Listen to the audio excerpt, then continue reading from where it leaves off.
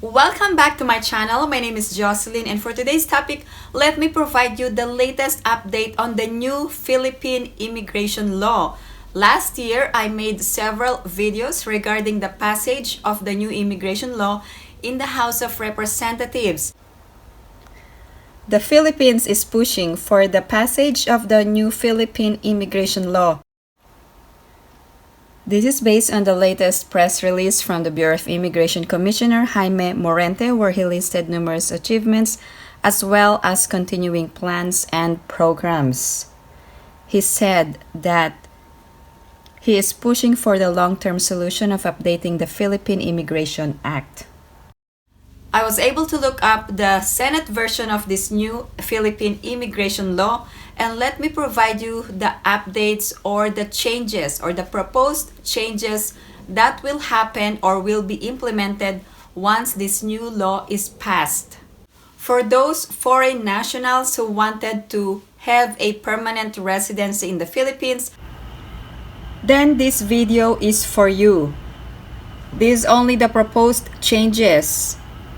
For immigrants, there are now quota and non-quota immigrant visas.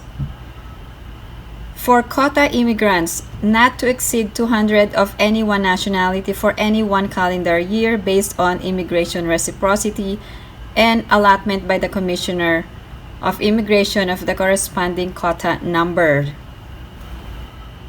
The proposed changes are implementation of preference visas. For first preference, you must show service and qualifications such as educational, technical, or specialized experience or exceptional ability in sciences, arts, professions, or business. Second preference, parents of a naturalized Philippine citizen.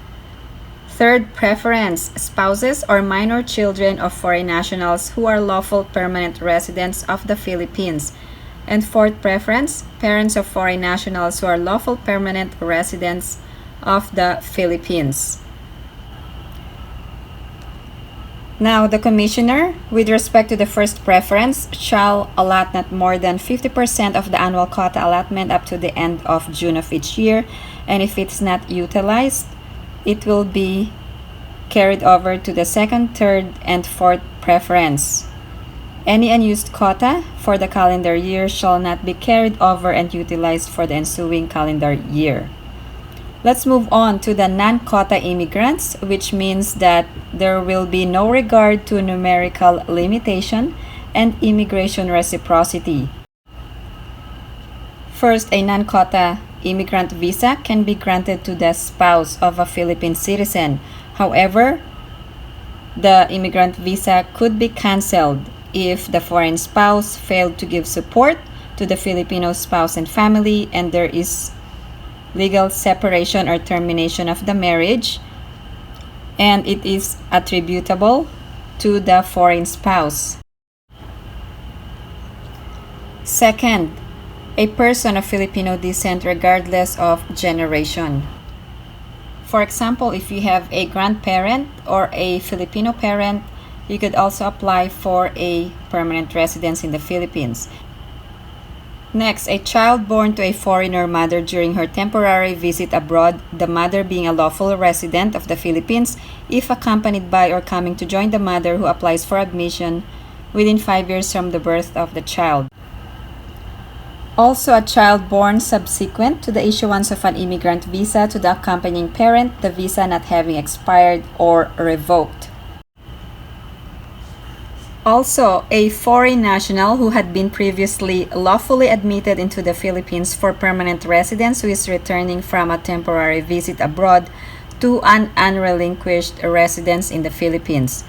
In addition, a natural-born citizen who becomes a naturalized citizen of a foreign country and is returning to the Philippines for permanent residence, including the spouse and minor children accompanying or joining such person. Also, the spouse, parent, child, legitimate siblings of a foreign national who is gainfully employed and holder of a permanent resident status for a period of 7 years.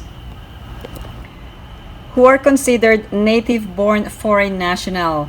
So, children or child born in the Philippines to parents who are foreign nationals and lawful residents of the Philippines shall be deemed a native-born permanent resident. However, you are not considered Filipino citizen. Also, native-born foreign nationals. For example, for non-immigrants,